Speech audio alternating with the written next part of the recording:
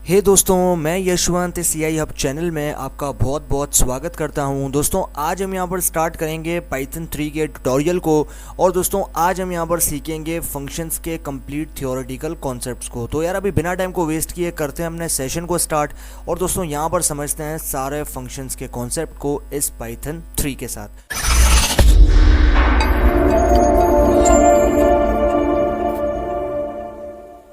दोस्तों यहाँ पर आप देखो, a function is a reusable set of operations, यानी कि जो फंक्शन है वो एक ऐसा सेट है जो कि रीयूजेबल है, जिसको आप यहाँ पर रीयूज कर सकते हो अपने ऑपरेशंस के अंदर। वाई यूज फंक्शंस, हमें फंक्शंस क्यों यूज़ करने चाहिए। Think of a function as a box which performs a task, we give it an input and it returns an output.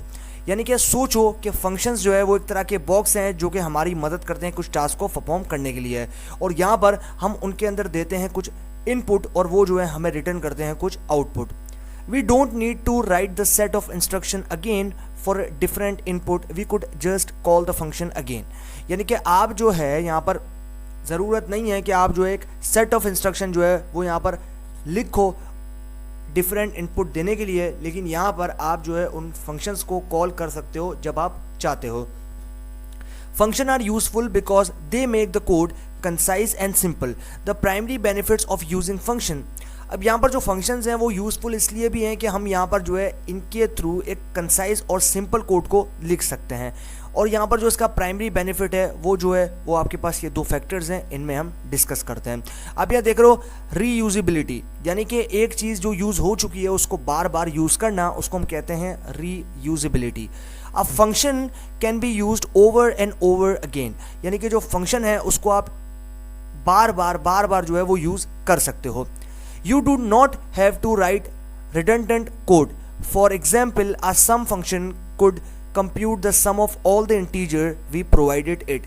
अब यहाँ पर आप जो है एक बार में redundant कोड को नहीं दोगे, बल्कि यहाँ पर आप इस एग्जाम्पल को देखो तो जो सम फंक्शन है वो सम फंक्शन बार बार कंप्यूट करेगा उन सारे इंटीजर्स वैल्यू को जो आपके पास जो आपने प्रोवाइड कर रखे हैं। We don't have to write the summing operations ourselves each time. यानी कि जो आपके पास यहाँ पर आप चाहते हो कि आप जो है यहाँ पर कुछ समिंग ऑपरेशंस, यानी कि आप जो है कुछ एडिशन परफॉर्म कर सकते हो उन इंटीजर नंबर्स पे जो कि आपने दे रखे हैं। उसके बाद सेकंड फैक्टर है वो है हमारे पास simplicity. Functions are easy to use and make the code readable. Function जो है वो यहाँ पर इजी टू यूज़, यानी कि आपके पास यूज़ करने के लिए काफ़ी इजी होते हैं और ये आपके कोड को जो है वो काफ़ी ज़्यादा रीडेबल बनाते हैं, मतलब एक ऐसा फॉर्मेट जो कि इजी तरीके से रीड किया जा सके। We only need to know the inputs and the purpose of the function without focusing on the inner working.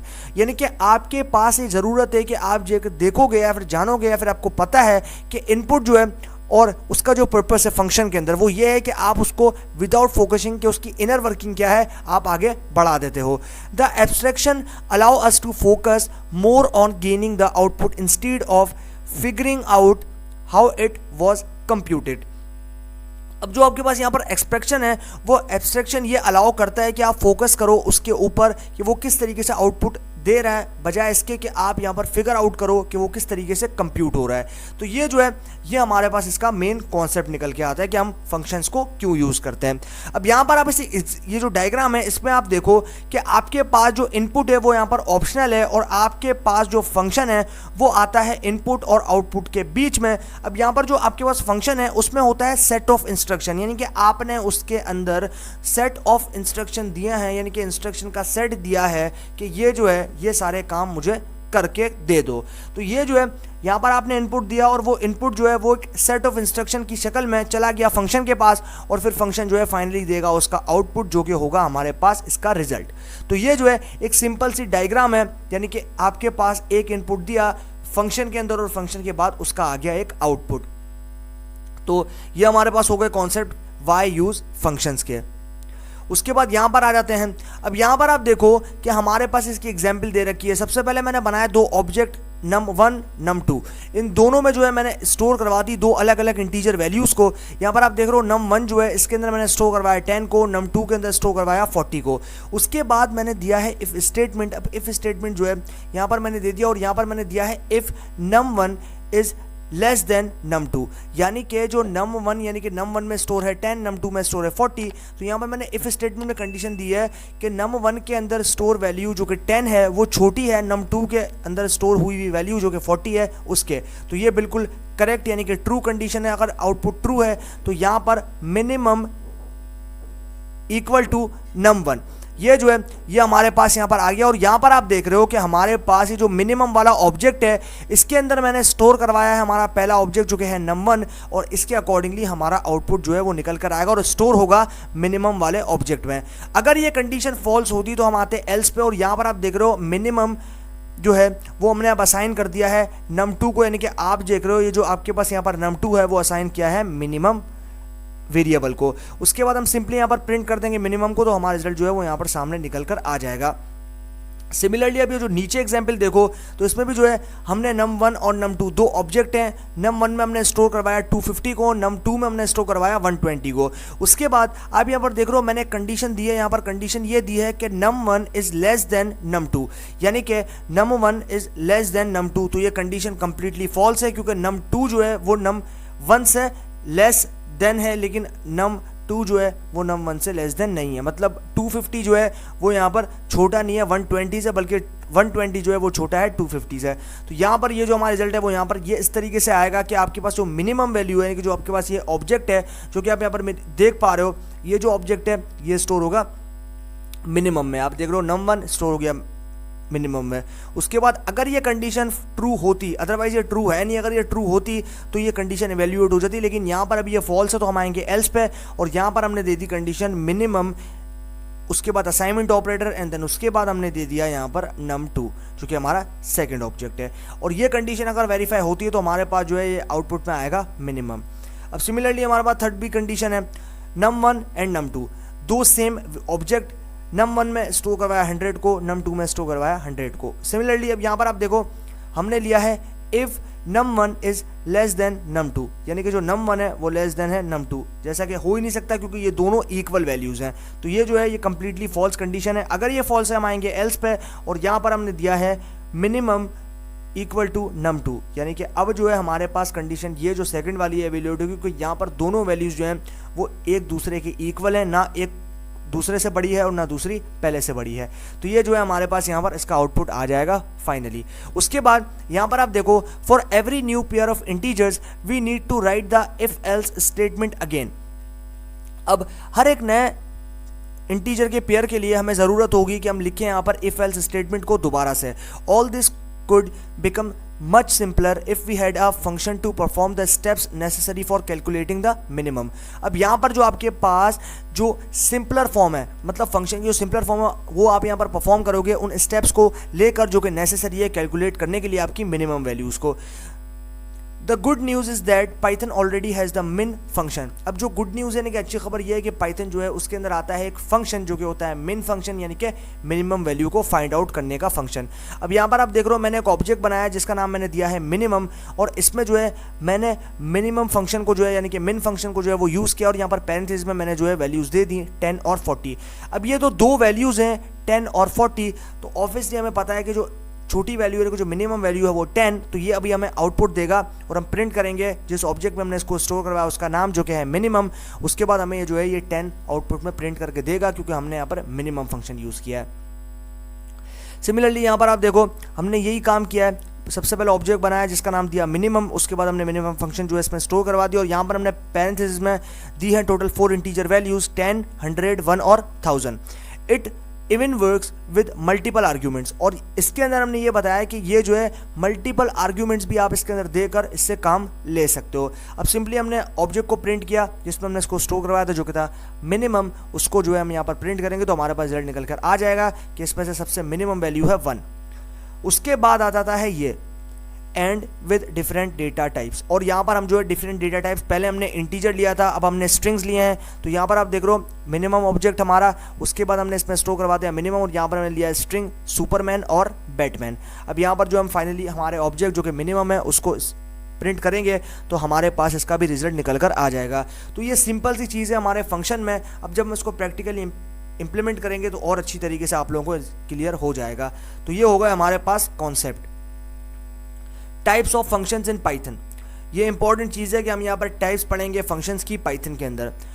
Functions are perhaps the most commonly used feature of Python. अब यहाँ पर जो functions हैं वो यहाँ पर मोस्ट कॉमनली यूज्ड फीचर्स रखते हैं पाइथन में। There are two basic type of function in Python. यहाँ पर जो पाइथन है उसमें दो बेसिक टाइप के फंक्शंस आते हैं, बिल्ट इन फंक्शंस और user defined function. Built in function वो फंक्शन जो कि पाइथन के अंदर पहले से आते हैं, लेकिन जो यूज़र डिफाइंड फंक्शन होते हैं वो यूज़र डिफाइन करते हैं कि जो आपके पास प्रोग्रामर वो डिफाइन करता है उन फंक्शंस के अंदर।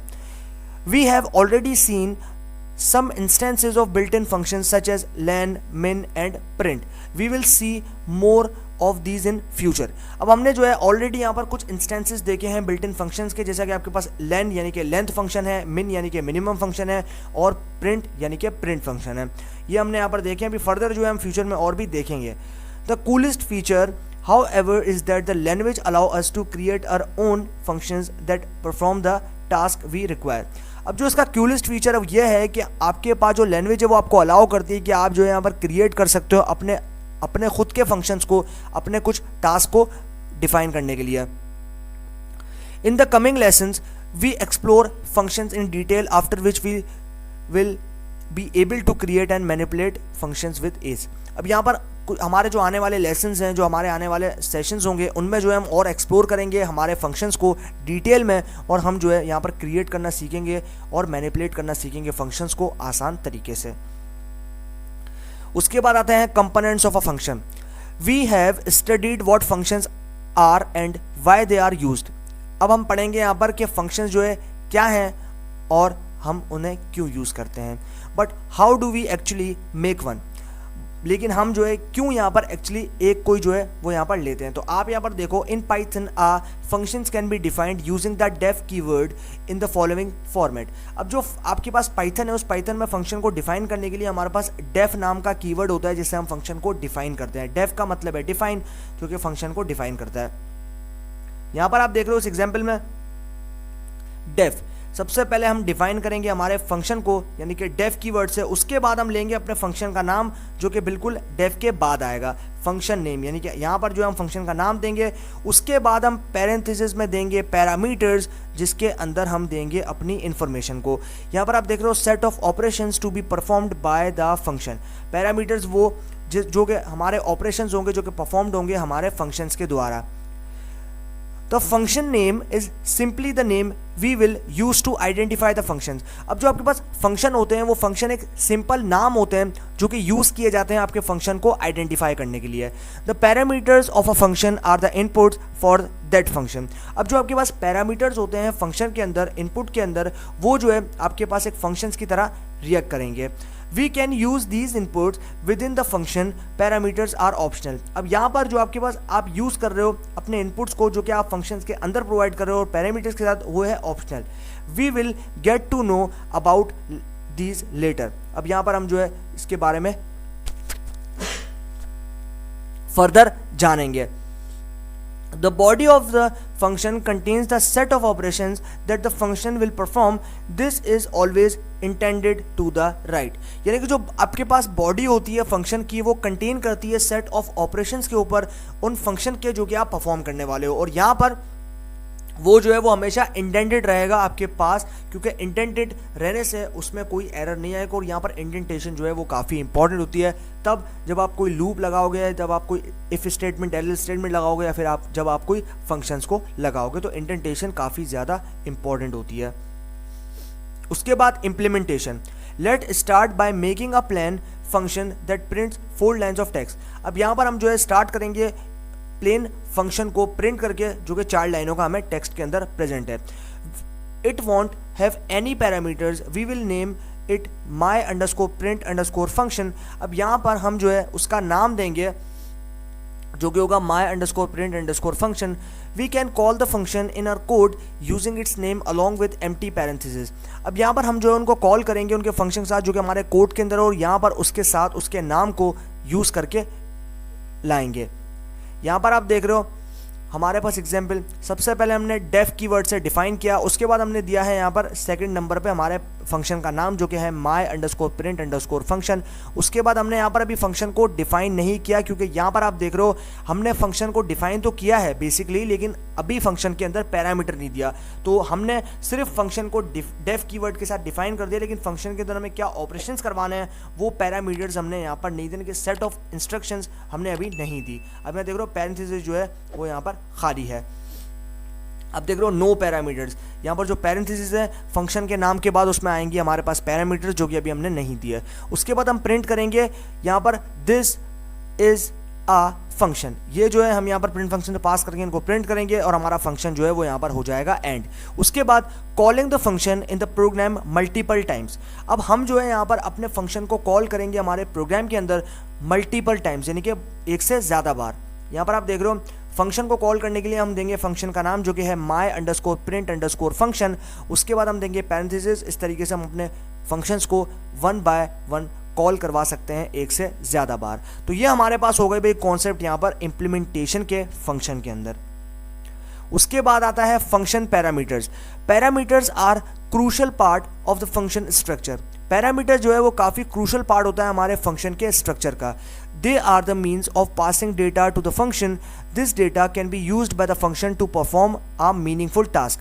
अब यहाँ पर जो आपके पास इसका मतलब है, यानी कि दे आर द मीन्स, इसका मतलब ये है कि हम पास कर रहे हैं डेटा को उस फंक्शन के अंदर, और वो जो डेटा है वो यूज़ किया जाता है उस फंक्शन को परफॉर्म करने के लिए, ताकि वो जो है मीनिंगफुल टास्क की फॉर्म में हम देंगे और वो हमें आउटपुट प्रोवाइड करेगा।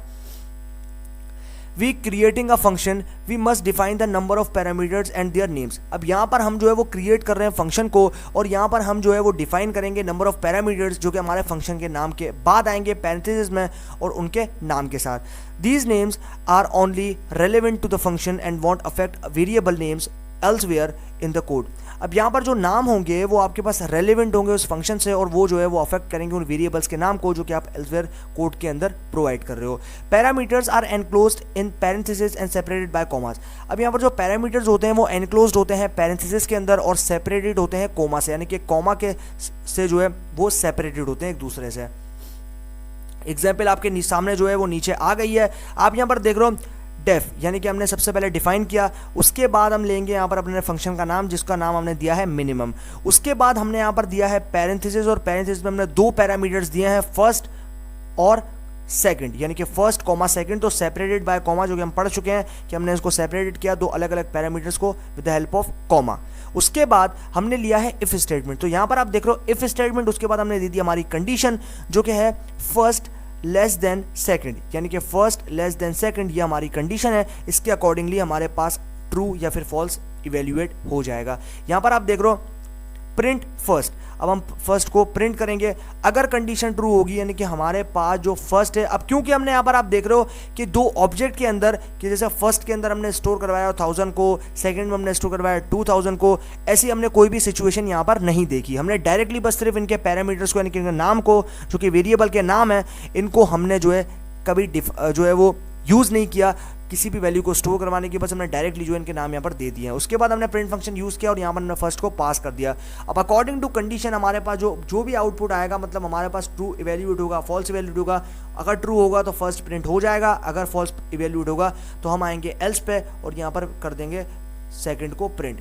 उसके बाद यहाँ पर आप देखो num1 num2 2 ऑब्जेक्ट हैं, num1 में स्टोर करवाया 10 को, num2 के अंदर स्टोर करवाया 20 को, यहाँ पर आप देख रहे हो। उसके बाद अब जो है हमने मिनिमम, उसके बाद num1 num2, मिनिमम जो कि हमारे फंक्शन का नाम है हमने दे दिया num1 num2, ये जो है ये अभी हमने दे दिया उसके अकॉर्डिंगली, क्योंकि हमारा आउटपुट यहाँ पर आप देख रहे हो हमारे पास मिनिमम के अंदर फर्स्ट है और सेकंड है, यानी कि यहाँ पर हमने इससे जो है इसको रिलेट किया है। यहाँ पर आप देख रहे हो 10 और 20, यानी कि फर्स्ट 10 और सेकंड 20, ये जो है अब हमारे पास इसका आउटपुट आएगा। तो फर्स्ट यानी कि 10 इज लेस देन सेकंड यानी कि 20, तो ये बिल्कुल करेक्ट है। अगर करेक्ट है तो हमारे पास आउटपुट जो है प्रिंट होकर आ जाएगा फर्स्ट।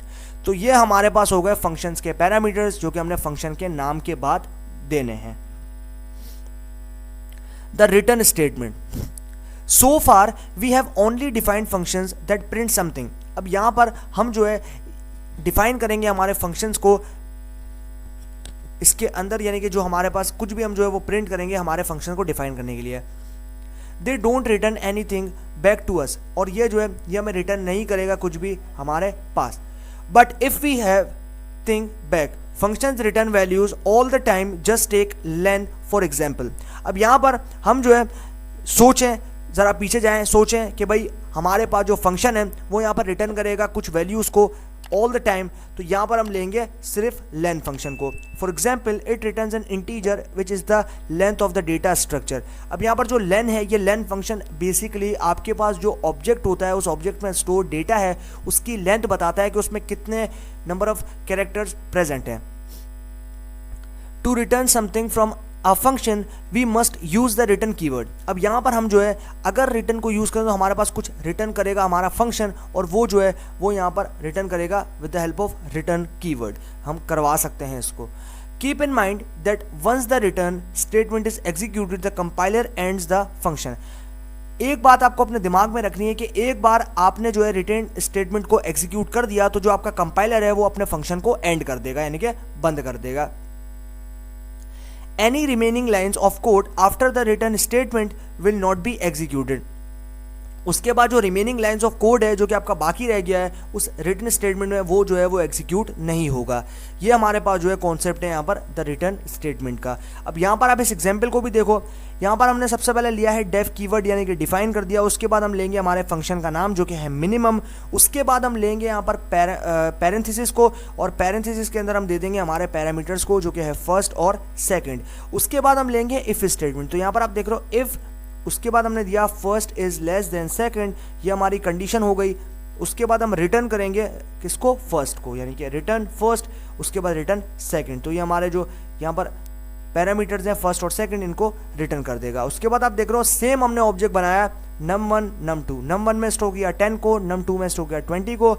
अब रिजल्ट जो है ऑब्जेक्ट हमारा, इसमें हमारा रिजल्ट स्टोर होगा, तो ये हमारा ऑब्जेक्ट है जिसको हमने नाम दिया है रिजल्ट का। उसके बाद असाइनमेंट ऑपरेटर, एंड देन उसके बाद हमने दिया है हमारा फंक्शन का नाम जो कि है मिनिमम, और यहाँ पर हमने दोनों ऑब्जेक्ट num1 num2 जो है उनको दे दिया है। अब ये क्या करेगा, storing the value return bye the function. अब ये जो वैल्यू इनके अंदर स्टोर है उनको फंक्शन के द्वारा रिटर्न करेगा, और उसके बाद हम रिजल्ट करेंगे, यहाँ पर रिजल्ट को प्रिंट कर देंगे तो प्रिंट फंक्शन, और उसके बाद रिजल्ट, हमारे पास इनका रिजल्ट निकल कर आ जाएगा। तो ये हमारे पास हो गया एक सिंपल सा कॉन्सेप्ट द रिटर्न स्टेटमेंट का। उसके बाद यहाँ पर आ जाते हैं the scope of a function means the extent to which the variables and other data items made inside the function are accessible in code. अब जो स्कोप है फंक्शन का, उसका मतलब ये है कि वो एक्सटेंड करेगा आपके पास उन वेरिएबल्स को जो कि आपके पास अदर डेटा आइटम्स के अंदर प्रेजेंट है उन फंक्शन के बाद, और यहाँ पर उनको आप एक्सेस कर सकते हो अपने कोड के अंदर। In Python the function scope is the function body, whenever a function runs the program moves into the function scope। अब यहाँ पर पाइथन के अंदर जो फंक्शन स्कोप होता है वो फंक्शंस की बॉडी होती है। जब आप चाहो, यानी कि व्हेनेवर, जब आप चाहो तो फंक्शंस को रन कर सकते हो, और जो प्रोग्राम है वो आपका मूव कर जाएगा उन फंक्शन के स्कोप के ऊपर। It moves back to the outer scope once the function has ended. यहाँ पर आप देखो, एक बार आप मूव करोगे बैक तो आपके पास जो आउटर स्कोप है वो एक दफा फंक्शंस को एंड कर देगा। डेटा लाइफ साइकिल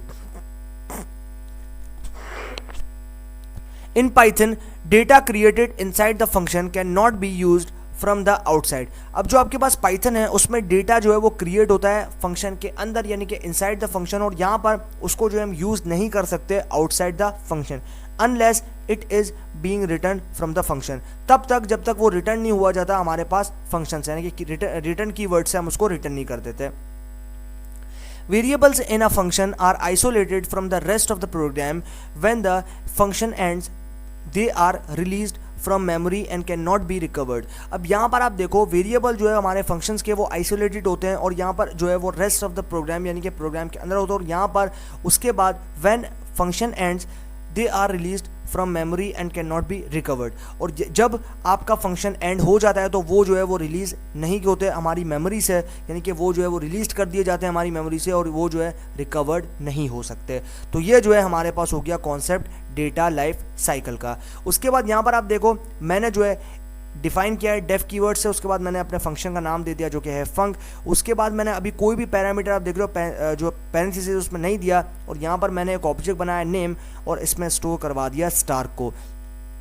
उसके बाद अभी सिंपली इसको कॉल करने के लिए मैं फंक्शन का नाम जो है वो दूंगा फंक, उसके बाद प्रिंट कर दूंगा नेम को, तो मेरे पास स्टार जो है यहाँ पर आ जाएगा। और यहाँ पर आप देख रहे हो accessing name outside the function, यानी कि हम फंक्शन के बाहर अपना जो फंक्शन के अंदर प्रेजेंट ऑब्जेक्ट है उसको एक्सेस कर रहे हैं। तो ये हमारे पास यहाँ पर हो गया कॉन्सेप्ट फंक्शंस का और डेटा लाइफ साइकिल का।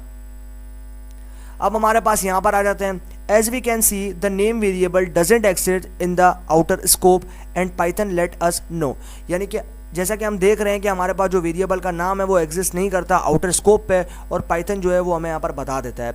Similarly the function can not access data outside its scope unless the data has been passed in as an argument. अब यहाँ पर सिमिलरली जो फंक्शन है वो एक दफ़ा एक्सेस हो गया आपके पास डेटा उसके अंदर से आउटसाइड द स्कोप, तो वो जो है तब तक यहाँ पर डेटा को पास कर देगा जब तक हमारे आर्ग्यूमेंट के अंदर प्रेजेंट है। अब यहाँ पर आप देख रहे हो नेम, और इसमें जो है मैंने स्टोर करवा दिया NED को। यहाँ पर आप देख रहे हो मैंने इसमें स्टोर करवा दिया NED। उसके बाद मैंने जो है सिंपली अपने जो मेरा ऑब्जेक्ट है डेफ उसको मैंने डिफाइन किया है, और यहाँ पर मैंने दे दिया अपने फंक्शन का नाम जो कि है फंक। उसके बाद मैंने दे दिया यहाँ पर हमारे ऑब्जेक्ट को जिसमें मैंने स्टोर करवाया है स्टार को। उसके बाद यहाँ पर मैंने सिंपली इसको कॉल करना है, तो मुझे यहाँ पर देना है अपने फंक्शन का नाम जो कि है फंक। उसके बाद प्रिंट करूँगा नेम को, तो यहाँ पर आप कमेंट देखो the value of name remains unchanged, यानी कि जो आपके पास नेम की वैल्यू है वो अभी भी अनचेंज रहेगी। तो ये हमारे पास जो है ये कुछ कॉन्सेप्ट्स हो गए और फंक्शंस के। उसके बाद यहाँ पर altering data, when mutable data is passed to a function the function can modify or alter it। अब जो आपके पास यहाँ पर म्यूटेबल डेटा वो डेटा जो कि चेंजेबल होता है, चेंज किया जा सकता है। अनम्यूटेबल डेटा मतलब वो डेटा जो कि चेंज नहीं किया जा सकता। तो when mutable data is passed to a function, जब म्यूटेबल डेटा जो कि चेंजेबल डेटा है जब उसको पास किया जाता है फंक्शन के अंदर, द फंक्शन कैन मॉडिफाई और ऑल्टर इट, तो फंक्शन जो है उसको मॉडिफाई किया जाता है और ऑल्टरेट किया जाता है, यानी कि ऑल्टर किया जा सकता है। These modifications will stay in effect outside the function scope as well, यानी कि जो आपके पास मॉडिफिकेशंस होती हैं वो स्टे अफेक्ट करती हैं आपके पास आउटसाइड द फंक्शन स्कोप, और वो जो है वो उसके अंदर भी प्रेजेंट रहती है। An example of mutable data is a list. अब जो म्यूटेबल डेटा है वो एग्जाम्पल है लिस्ट की, यानी कि लिस्ट जो कि हमारा डेटा टाइप है उसकी। In the case of immutable data, the function can modify it, but the data will remain unchanged outside the function's scope। अब यहाँ पर in case of immutable data, यानी कि आपके पास वो केस है जब आपके पास immutable data जो कि unchangeable है, चेंज नहीं किया जा सकता, बाद में एक दफ़ा जब उसको दे दिया तो जो आपका फंक्शन है वो मॉडिफाई हो सकता है, but the data will remain unchanged, लेकिन जो उसका डेटा है वो यहाँ पर अनचेंज रहेगा outside the function scope. Examples of immutable data are numbers and string. अब जो एग्जाम्पल्स है इम्यूटेबल डेटा की उसके अंदर आपके पास आता है नंबर्स और स्ट्रिंग्स जो कि चेंजेबल नहीं है, चेंज नहीं किए जा सकते। यहाँ पर आप देख रहे हो मैंने बनाया एक ऑब्जेक्ट जिसका नाम मैंने दिया है नम, उसके अंदर मैंने स्टोर करवाया 20 को।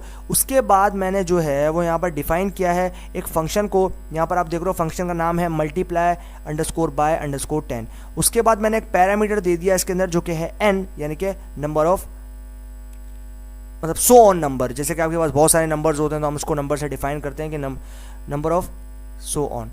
उसके बाद यहाँ पर आप देख रहे हो n मल्टीप्लाई इक्वल टू 10, यानी कि नंबर ऑफ यानी कि n जो है वो हमारे पास मल्टीप्लाई हो और फिर हमारे पास जो उसका आंसर है वो बराबर हो 10 के। उसके बाद ये कंडीशन है, उसके बाद हमारा ये ऑब्जेक्ट है, इसमें हमने जो है ये कंडीशन दी। उसके बाद हमने दिया है नम इक्वल n, यानी कि हमारे पास दूसरा ऑब्जेक्ट है नम, इसमें हमने n को स्टोर करवा दिया। Changing the value inside the function, अब ये क्या करेगा, ये चेंज कर देगा उस वैल्यू को जो कि हमारे फंक्शन के अंदर प्रेजेंट है। अब उसके बाद प्रिंट करेंगे हम फाइनली प्रिंट फंक्शन से, तो यहाँ पर प्रिंट करेंगे value of num inside function. उसके बाद हम यहाँ पर इसको प्रिंट करेंगे जो कि हमारा ऑब्जेक्ट है नम, जिसमें हमने स्टोर करवाया n को, जो कि हमने यहाँ पर पैरामीटर में डिफाइन की थी। हमारा पैरामीटर है, इसको हमने यहाँ पर दे दिया। उसके बाद रिटर्न करेंगे n को। उसके बाद हम यहाँ पर अपने फंक्शन को कॉल करेंगे, तो उसके लिए हमें अपने फंक्शन का नाम देना है, तो हम यहाँ पर देंगे मल्टीप्लाई अंडरस्कोर बाय अंडरस्कोर 10। उसके बाद हम यहाँ पर एक और पैरामीटर देंगे पैरेंथेसिस में जो कि होगा नम, उसके बाद हम प्रिंट कर देंगे value of num outside function. और यहाँ पर आप देखो कि हमारे पास जो ओरिजिनल वैल्यू है वो रिमेन अनचेंज्ड रहेगी, यानी कि जो हमारे पास ओरिजिनल वैल्यू थी वो अभी भी अनचेंज्ड रहेगी। तो ये जो है ये हमारे पास हो गए कॉन्सेप्ट ऑल्टरिंग डेटा के और इम्यूटेबल डेटा को किस तरीके से हम चेंज कर सकते हैं, लेकिन यहाँ पर उनकी जो वैल्यूज़ है वो रिमेन अनचेंज्ड रहेगी। Function scope, so it confirmed that immutable objects are unaffected by the working of a function। अब यहाँ पर ये confirmed हो गया कि जो immutable objects होते हैं, object का मतलब है वेरिएबल्स होते हैं वो unaffected होते हैं हमारे पास उनकी वर्किंग्स के जो कि फंक्शंस की हैं। If we really need to update immutable variables through a function, अब यहाँ पर ये जो है ज़रूरत है कि हम अपडेट करें इम्यूटेबल वेरिएबल्स को through a functions, we can simply assign the returning value from the functions to the variable. अगर हम ऐसा करना चाहते हैं तो हमें सिंपली यहाँ पर असाइन करना है रिटर्निंग वैल्यू को जो कि हमारे फंक्शन से बाहर है, हमारे वेरिएबल के अंदर। यहाँ पर आप देख रहे हो वही काम हो रहा है। सबसे पहले हमने बनाया हमारा ऑब्जेक्ट जो कि है num अंडरस्कोर लिस्ट, और इसमें हमने सिंपली एक लिस्ट को स्टोर करवा दिया जिसमें हमने कुछ डेटा वैल्यूज़ दे दी 10, 20, 30 और 40। ये जो लिस्ट है ये हमने बनाई और स्टोर करवा दी num अंडरस्कोर लिस्ट वाले वेरिएबल या फिर ऑब्जेक्ट में। उसके बाद आप यहाँ पर देख रहे हो हमने इसको सिंपली प्रिंट किया, और जैसे हम प्रिंट करेंगे हमारे पास जो लिस्ट है वो यहाँ पर आउटपुट में प्रिंट होगी, क्योंकि ये जो वेरिएबल है इसमें इस लिस्ट को हमने स्टोर कर रखा है। अब हम इसको डिफाइन करेंगे, तो यहाँ पर आप देख रहे हो डेफ कीवर्ड से मैंने डिफाइन किया और यहाँ पर मैंने दे दिया अपने फंक्शन का नाम जो कि है मल्टीप्लाई अंडरस्कोर बाय अंडरस्कोर 10। उसके बाद हमारा जो पैरामीटर है वो क्या है, वो है माई अंडरस्कोर लिस्ट जो कि हमारा ऑब्जेक्ट था जिसमें हमने लिस्ट को स्टोर करवाया था। अब हम जो है इसको डिफाइन करते हैं, यहाँ पर आप देख रहे हो माई अंडरस्कोर लिस्ट जिसमें जो है हमने यहाँ पर दिया है 0, उसके बाद 1, उसके बाद 2, उसके बाद 3। अभी जो 0, 1, 2, 3 है ये क्या है, ये है इंडेक्सिंग वैल्यूज़। ये इन नंबर्स की इंडेक्सिंग वैल्यूज़ हैं जो कि हमने इसके अंदर दे रखे थे। उसके बाद आप यहाँ पर देख रहे हो मैंने मल्टीप्लाई करना और इक्वल रखना है 10 के सारी वैल्यूज़ को, यानी कि 0 जो कि हमारा मल्टीप्लाई होगा 10 से, तो यहाँ पर बराबर है 10 के, ये भी बराबर है 10 के, ये भी और ये भी, ये जो है सारी वैल्यूज़ हमारे पास 10 के इक्वल आनी चाहिए। उसके बाद हम अपने फंक्शन को कॉल करने के लिए हम फंक्शन का नाम देंगे, तो यहाँ पर उसके लिए मल्टीप्लाई अंडरस्कोर बाय अंडरस्कोर 10 ये हमारे फंक्शन का नाम हो गया। उसके बाद हमने देना है इसके बाद पैरामीटर, जिस पैरामीटर आ गया नम अंडरस्कोर लिस्ट जो कि हमारा ऑब्जेक्ट था। उसके बाद सिंपली प्रिंट करेंगे नम अंडरस्कोर लिस्ट को, तो ये क्या करेगा, ये करेगा the content of the list have been changed. अब ये जो लिस्ट के कंटेंट है वो यहाँ पर हम चेंज कर रहे हैं। यहाँ पर आप देख रहे हो हम लिस्ट को किस तरीके से चेंज कर रहे हैं। यहाँ पर आप देख रहे हो माई अंडरस्कोर लिस्ट 0, यानी कि मेरे पास जो 10 की इंडेक्सिंग वैल्यू है वो 0 है, 20 की इंडेक्सिंग वैल्यू है आपके पास 1 है, 30 की इंडेक्सिंग वैल्यू 2 है और 40 की इंडेक्सिंग वैल्यू 3 है। अब यहाँ पर होगा कुछ यूँ कि हमारे पास अभी आप लिस्ट के अंदर देख रहे हो कि हमारे पास जो लिस्ट है वो यहाँ पर 10, 20, 30 और 40 इनिशियली इससे फिल है, लेकिन अब हम जो है अपनी लिस्ट के अंदर इंडेक्स नंबर 0 पे अभी 10 प्रेजेंट है, हम यहाँ पर 10 रखेंगे। इंडेक्स नंबर 1 पे 20 प्रेजेंट है, हम यहाँ पर 10 रखेंगे। इंडेक्स नंबर 2 पे 30 प्रेजेंट है, हम यहाँ पर 10 रखेंगे। और इंडेक्स नंबर 3 पे भी हमारे पास 40 प्रेजेंट है, हम यहाँ पर 10 रखेंगे। तो ये जो इंडेक्सिंग वैल्यूज़ हैं, इन्हीं इंडेक्सिंग वैल्यूज़ पे सभी जगह ये 10, 10 जो है वो यहाँ पर लिस्ट के अंदर प्लेस हो जाएगा। तो इस तरीके से हम जो है अपनी लिस्ट को चेंज कर पाएंगे उसकी वैल्यूज़ के साथ। तो ये हमारे पास जो है यहाँ पर कॉन्सेप्ट हो गया इस चीज़ का। अब यहाँ पर आप देखो we passed num underscore list to our function as the my underscore list parameter. अब यहाँ पर हमारे पास जो num अंडरस्कोर लिस्ट है हमारे फंक्शन में वो होगा हमारे पास माई अंडरस्कोर लिस्ट वाले पैरामीटर्स के साथ। Now any changes made to my underscore list will reflect in num underscore list outside the function. अब यहाँ पर कोई भी चेंजेस जो कि हमने किए हैं माई अंडरस्कोर लिस्ट में वो रिफ्लेक्ट करेंगे num अंडरस्कोर लिस्ट के अंदर, आउटसाइड के अंदर, जो कि हमारे फंक्शन के बाद है। This would not happen in the case of an immutable variable. अब यहाँ पर जो है ये हमारे पास नहीं होगा उस केस में जब हमारे पास वेरिएबल्स इम्यूटेबल है, यानी कि अनचेंजेबल है। अब हम यहाँ पर बात करेंगे ज़रा बिल्ट इन फंक्शंस के बारे में। तो ये हमारे पास जो है यहाँ पर आ गए बिल्ट इन फंक्शंस। ओके भाई, तो हमने जो है यहाँ पर समझ लिया है पाइथन के अंदर फंक्शंस के थियोरेटिकल कॉन्सेप्ट्स को। अभी जो टाइम है वो टाइम है प्रैक्टिकल इंप्लीमेंटेशन का। तो अभी जो है हम लोग चलते हैं अपने जुपिटर नोटबुक में और करते हैं इन सारे कॉन्सेप्ट्स को प्रैक्टिकली इंप्लीमेंट, जो कि अभी हम थियोरेटिकली समझे हैं उनको जाके पाइथन जुपिटर नोटबुक में करते हैं प्रैक्टिकली इंप्लीमेंट और देखते हैं हमारा जो रिजल्ट है वो वहाँ पर क्या रहता है। चलते हैं दोस्तों पाइथन जुपिटर नोटबुक में और करते हैं इन सारे कॉन्सेप्ट्स को वहाँ पर जाके प्रैक्टिकली इंप्लीमेंट। ओके दोस्तों, तो हम लोग आ चुके हैं अपने जुपिटर नोटबुक में। अभी जो है हम यहाँ पर इम्प्लीमेंट करते हैं पाइथन 3 के अंदर फंक्शंस जो कि हमने थियोरेटिकली समझे हैं, उनको करेंगे यहाँ पर प्रैक्टिकली इम्प्लीमेंट और देखेंगे हमारे रिजल्ट को। तो सबसे पहले आप यहाँ पर देख रहे हो, मैं यहाँ पर बनाऊंगा 2 ऑब्जेक्ट को। तो यहाँ पर मैं ऑब्जेक्ट बना लेता हूँ। सबसे पहले मैं बनाता हूँ num1 और जिसमें मैं स्टोर करवा दूंगा यहाँ पर 10 को, एंड देन उसके बाद मैं बनाऊंगा num2 जिसमें मैं स्टोर करवाऊंगा 40 को।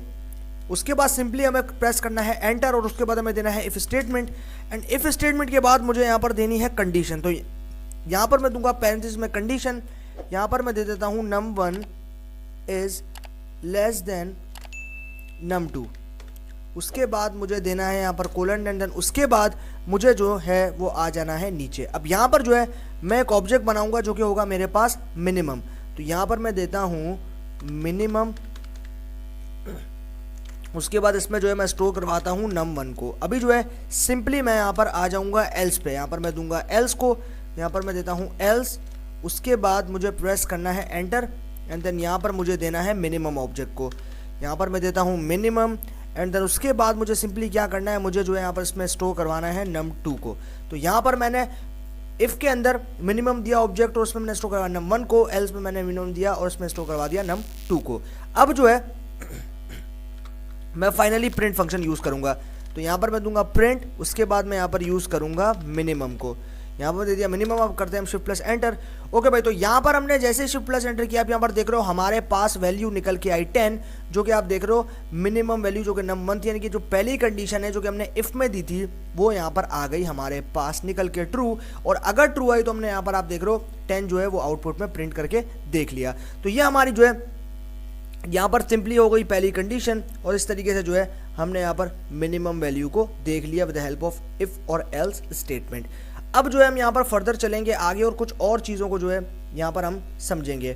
तो यहाँ पर अभी हम आ जाते हैं नेक्स्ट पे। तो अभी हम बनाएंगे एक फंक्शन, और यहाँ पर सबसे पहले फंक्शन को बनाने के हम यहाँ पर डिफाइन करेंगे। तो यहाँ पर मैं दूंगा डिफ कीवर्ड से फंक्शन को डिफाइन। तो आप यहाँ पर देख रहे हो डेफ कीवर्ड मैंने प्रोवाइड कर दिया। उसके बाद जो है मुझे यहाँ पर देना है अपने फंक्शन का नाम। तो मैं यहाँ दूंगा my अंडरस्कोर फंक्शन। यहाँ पर जो है मैंने दे दिया अपने फंक्शन का नाम। अभी जो है मैं यहाँ पर दूंगा कुछ पैरेंथेसिस, यहाँ पर मैंने पैरेंथेसिस दिया, लेकिन यहाँ पर पैरेंथेसिस के अंदर आते हैं पैरामीटर्स, लेकिन पैरामीटर जो है अभी मैं यहाँ पर नहीं दे रहा। यहाँ पर मैं दूंगा कोलन और उसके बाद मैं प्रेस करूँगा एंटर को। तो यहाँ पर देख रहे हो इंडेंटेशन मेरे सामने आ गई है। उसके बाद मैं यहाँ पर यूज़ करूँगा प्रिंट फंक्शन को और 1 बाय 1 सारे कैरेक्टर्स को प्रिंट कर दूंगा। यहाँ पर मैं दूंगा दिस, उसके बाद मुझे प्रेस करना है एंटर और यहाँ पर मैं दे दूंगा प्रिंट फंक्शन और यहाँ पर मैं दे दूंगा कोट में इज। उसके बाद फिर एंटर प्रेस करना है और यहाँ पर मुझे देना है प्रिंट में आ, एंड उसके बाद मुझे प्रिंट फंक्शन यूज़ करना है, एंड देन फाइनली मुझे यहाँ पर प्रोवाइड करना है फंक्शन। तो यहाँ पर मैं दूंगा function, this is a function. ये मेरा पूरा सेंटेंस, इसको मैंने ब्रेक डाउन कर दिया है। अभी जो है मुझे करना है इस फंक्शन को कॉल। तो यहाँ पर कॉल करने के लिए सिंपली मुझे लेना है इस फंक्शन का नाम जो कि है my अंडरस्कोर फंक्शन। यहाँ पर मैं लेता हूँ my अंडरस्कोर फंक्शन। उसके बाद मुझे देना है यहाँ पर पैरेंथेसिस, उसके बाद मुझे वापस से लिखना है इसका नाम जो कि है my underscore function and then parenthesis. अब जो है मुझे शिफ्ट प्लस एंटर करना है। ओके भाई, तो जैसे ही मैंने शिफ्ट प्लस एंटर किया, आप यहाँ पर देख रहे हो रिपीटेडली आप देख रहे हो जितनी बार मैं फंक्शन को कॉल करूंगा उतनी बार मेरा फंक्शन जो है यहाँ पर कॉल हो जाएगा। अब यहाँ पर आप देख रहे हो मैंने जो है इसको यहाँ पर मैं कमेंट लगा देता हूँ, यहाँ पर मैं देता हूँ कमेंट और यहाँ पर मैं लिख देता हूँ कॉल 1 टाइम। उसके बाद मैं यहाँ दे देता हूँ कॉल 2nd टाइम। यहाँ पर आप देख रहे हो ये जो है ये मैंने फर्स्ट टाइम कॉल किया इस फंक्शन के नाम के साथ जो कि आ गया दिस इज आ फंक्शन, ये मेरा पहला था।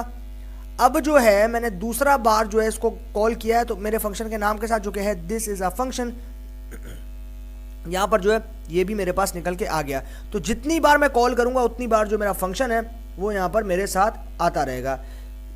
ये हो गया भाई हमारे पास कुछ और फर्दर कॉन्सेप्ट्स।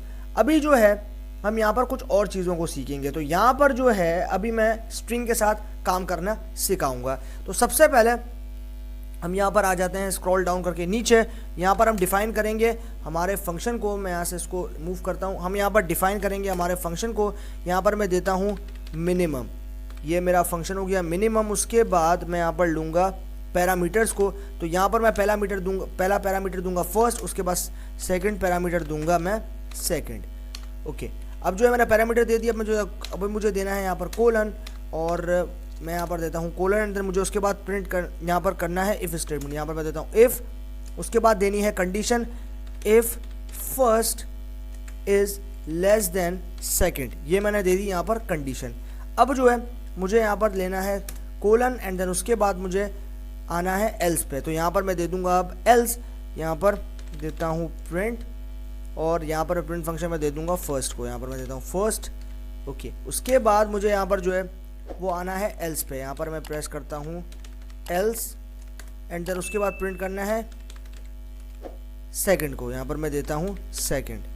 ओके, अभी जो है मेरे पास ये दोनों ऑब्जेक्ट यहाँ पर आ गए हैं। अब मुझे क्या करना है, अब मुझे बनाने हैं दो नए ऑब्जेक्ट।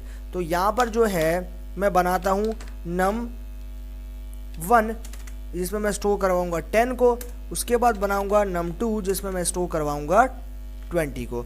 उसके बाद मुझे सिंपली प्रेस करना है यहाँ पर एंटर को, मैं यहाँ से जो आ जाता हूँ, मुझे प्रेस करना है एंटर को मैंने प्रेस कर दिया। उसके बाद मेरे फंक्शन का नाम जो कि है मिनिमम, यहाँ पर मैं देता हूँ, एंड देन उसके बाद मुझे देना है यहाँ पर पैरामीटर्स जिन ऑब्जेक्ट के अंदर मैंने स्टोर करवाया जो कि है num1 कॉमा, और सेपरेट होंगे ये कॉमा से, यहाँ पर हम देंगे num2। अभी हम इसको एग्जीक्यूट करते हैं। ओके भाई, तो हमने जैसे इसको एग्जीक्यूट किया, आप यहाँ देख रहे हो सेम रिजल्ट जो कि हमने यहाँ पर इफ स्टेटमेंट के साथ यूज़ किया था, यहाँ पर भी हमने इफ एल्स स्टेटमेंट के साथ अब यहाँ पर देख रहे हो यूज़ किया है, और हमारा जो आउटपुट है वो आया यहाँ पर 10, जो कि हमने मिनिमम वैल्यू यहाँ पर फाइंड आउट कर ली। तो इस तरीके से जो है यहाँ पर हमने इस वैल्यू को भी फाइंड आउट करके देख लिया। तो ये हमारे पास जो कॉन्सेप्ट है वो यहाँ पर निकल के आ गया। अब हम यहाँ पर बात करेंगे रिटर्न स्टेटमेंट के बारे में। तो यहाँ पर जो है सबसे पहले मुझे डिफाइन करना है अपने फंक्शन को, यहाँ पर मैं देता हूँ डेफ, उसके बाद मुझे देना है फंक्शन का नाम जो कि है मिनिमम, उसके बाद मुझे देना है यहाँ पर पैरामीटर्स को, तो यहाँ पर मैं देता हूँ पैरामीटर जो कि है फर्स्ट, एंड देन उसके बाद मैं देता हूँ यहाँ पर दूसरा पैरामीटर जो कि है सेकंड, एंड देन उसके बाद मुझे देना है कोलन, और कोलन के बाद मुझे सिंपली पुट यहाँ पर इफ स्टेटमेंट यूज़ करना है, मैं लूँगा इफ़, उसके बाद देनी है कंडीशन, यहाँ पर मैं दूंगा इफ़ लेस देन सेकंड, यानी कि if first less than second, उसके बाद मुझे देना है कोलन, एंड देन यहाँ पर मुझे लिखना है रिटर्न स्टेटमेंट, यहाँ पर मैं दूंगा रिटर्न, उसके बाद लेना है फर्स्ट, एंड देन उसके बाद मुझे लेना है रिटर्न, यहाँ पर मैं दे दिया रिटर्न। अभी जो है मुझे कुछ ऑब्जेक्ट बनाना है, तो यहाँ पर मैं जो है इसको थोड़ा सा ऊपर कर लेता हूँ। अभी मुझे बनाना है ऑब्जेक्ट, यहाँ पर मैं बनाऊंगा num1 जिसमें स्टोर करवाऊंगा 10 को, num2 जिसमें स्टोर करवाऊंगा 20 को। उसके बाद मुझे जो है यहाँ पर लेना है एक ऑब्जेक्ट जो कि है रिजल्ट, जिसमें मेरा रिजल्ट शो होगा, इसमें मैं स्टोर करवाऊंगा अपने रिजल्ट को। सबसे पहले हमारे फंक्शन को कॉल करने के लिए उसका नाम जो कि है मिनिमम, एंड देन उसके बाद मुझे लेना है यहाँ पर हमारा ऑब्जेक्ट जिसमें हमने वैल्यूज़ को स्टोर करवाया जो कि है num1 एंड num2। उसके बाद हमें जो है सिंपली यहाँ पर नीचे आना है और प्रिंट फंक्शन में रिजल्ट यानी कि हमारा जो ऑब्जेक्ट है उसको पास कर देना है। यहाँ पर हमने पास कर दिया। अब हम करते हैं शिफ्ट प्लस एंटर। ओके भाई, तो आप यहाँ पर देखो जैसे हमने शिफ्ट प्लस एंटर किया हमारे पास सेम रिजल्ट आया जो कि था 10, यानी कि हमारी मिनिमम वैल्यू जो है इस तरीके से भी निकल कर आ गई। तो ये जो है ये हमारे पास यहाँ पर आ गया 10, यानी कि हमारा जो ये वाला ऑब्जेक्ट है उसमें जो हमने वैल्यू स्टोर करवाई जो कि मिनिमम वैल्यू थी 10, वो जो है वो हमारे आउटपुट में सामने निकल कर आ गई। तो इस तरीके से जो है हम यहाँ पर इसके साथ काम कर सकते हैं। उसके बाद अभी हम यहाँ पर डिफाइन करेंगे कुछ अलग फंक्शन को। यहाँ पर हम देंगे डेफ, उसके बाद मैं दूंगा अपने फंक्शन का नाम, एंड देन उसके बाद यहाँ पर मैं दूंगा पैरेंथेसिस, लेकिन पैरेंथेसिस में मैंने पैरामीटर्स नहीं दिए। अभी मैं यहाँ पर बनाऊंगा एक ऑब्जेक्ट जो कि होगा नेम, इसमें मैं स्टोर करवा दूंगा स्टार्क को। यहाँ पर मैं देता हूँ स्टार्क, एंड देन उसके बाद मुझे प्रेस करना है एंटर, और यहाँ पर मुझे कॉल करना है अपने फंक्शन को। तो कॉल करूँगा फंक्शन के नाम के साथ जो कि है फंक। उसके बाद मुझे देना है यहाँ पर प्रिंट फंक्शन, और उसमें मुझे देना है जो ऑब्जेक्ट मैंने दिया था उसको। अब यहाँ पर ये होगा क्या कि हम इसको इस नाम को एक्सेस कर पाएंगे outside the function, inside the function नहीं, क्योंकि ये इनसाइड द फंक्शन नहीं है, ये आउटसाइड द फंक्शन है। तो इसको हम जो है वो आउटसाइड द फंक्शन जो है वो यहाँ पर एक्सेस कर पाएंगे। तो अभी हम जो है एग्जीक्यूट करते हैं।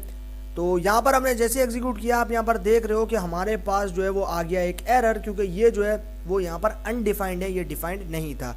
यहाँ पर आप देख पा रहे हो कि हमारे पास ये जो चीज़ है वो स्टार ये डिफाइंड नहीं था, तो इसलिए जो है हमारे पास ये एरर है वो यहाँ पर निकल कर आ गया। तो हमने यहाँ पर एक्सेस करना चाहा कि हम किस तरीके से हमारे फंक्शंस को यहाँ पर एक्सेस कर सकते हैं, लेकिन यहाँ पर ये चीज़ हमारे पास डिफाइन नहीं थी, इसलिए कि हमारे पास यहाँ पर एरर जो है वो निकल कर आ गया है। तो ये जो है ये हमारे पास यहाँ पर कुछ और कॉन्सेप्ट जो है वो यहाँ पर हो गए हमारे फंक्शंस के। अब जो है हम यहाँ पर कुछ और चीज़ों को भी जो है फर्दर देखेंगे और कुछ और चीज़ों के साथ भी जो है वो यहाँ पर काम करना सीखेंगे। तो ये हमारे पास जो है यहाँ पर अब हम इसको डिफाइन करेंगे। अब ये इसलिए एरर आया क्योंकि यहाँ पर हमारे पास नेम है वो डिफाइन नहीं था किसी ऑब्जेक्ट के अंदर, लेकिन अब जो है हम इसको डिफाइन कर देंगे। हम यहाँ पर बनाते हैं एक ऑब्जेक्ट जिसको हम नाम देंगे नेम का, उसके अंदर हम स्टोर करवा देंगे यहाँ पे NED को।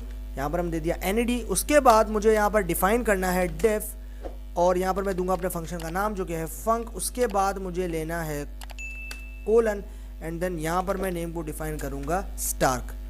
यहाँ पर मैं देता हूँ उसके बाद हम प्रेस करेंगे यहाँ पर एंटर एंड देन उसके बाद हम यहाँ पर अपने फंक्शन को कॉल करेंगे। तो उसके लिए हमें चाहिए नाम एंड देन हम यहाँ पर इसको प्रिंट कर देंगे। तो बस सिंपल सी चीज़ है। अभी हम इसको शिफ्ट प्लस एंटर करते हैं। ओके भाई, तो आप यहाँ पर देख रहे हो कि अब हमने यहाँ पर अपने नाम को डिफाइन किया, लेकिन अगर आप यहाँ पर ऊपर देखो तो हमने यहाँ पर नाम को डिफाइन नहीं किया था। हमने आउटसाइड द फंक्शन जो है उसको एक्सेस करना चाहा, लेकिन यहाँ पर हमारे पास आ गया एक एरर क्योंकि इसने बोला कि नेम इज़ नॉट डिफाइंड। लेकिन यहाँ पर आप देखो कि यहाँ पर जो नेम है वो डिफाइंड है, तो इसलिए जो है हमारे पास यहाँ जो नेम है वो प्रिंट होकर आ गया जो कि इस ऑब्जेक्ट में स्टोर था। तो ये हमारे पास जो है इसका हो गया कॉन्सेप्ट। अब जो है हम यहाँ पर फर्दर चीज़ों को भी जो है वो यहाँ पर देखेंगे। तो यहाँ पर अभी जो है हम बनाएंगे मल्टीपल।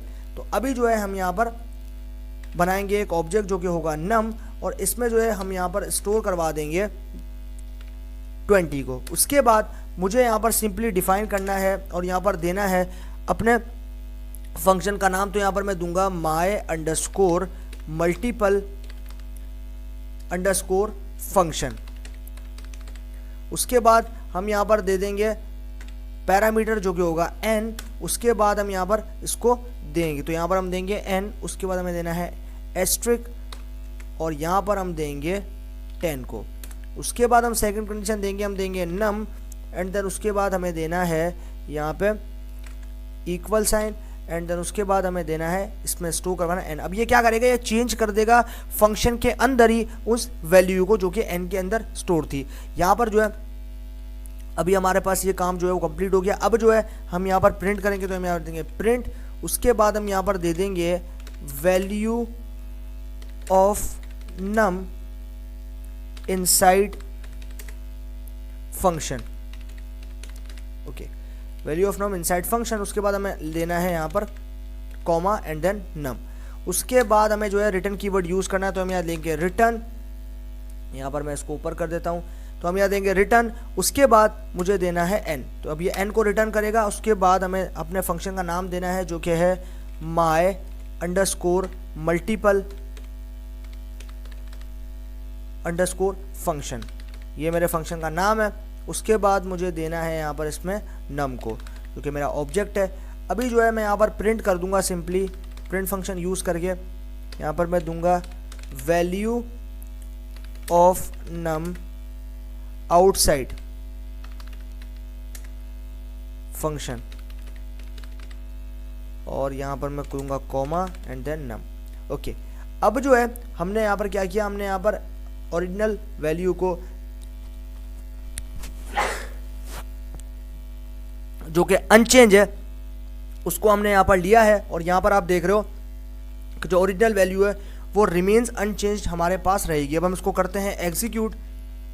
तो आप यहाँ पर देख रहे हो जैसे हमने इसको एग्जीक्यूट किया ये हमारे पास आ गई 200, यानी कि मेरे पास जो नंबर ऑफ वैल्यूज यानी कि n है, n का मतलब है नंबर ऑफ वैल्यूज, मतलब एंड तक चलती जा रहे हैं नंबर्स, उनको हम n से जो है वो रिप्रेजेंट करते हैं कि नंबर जो है वो रिपीटेटिवली आगे चलते जा रहे हैं।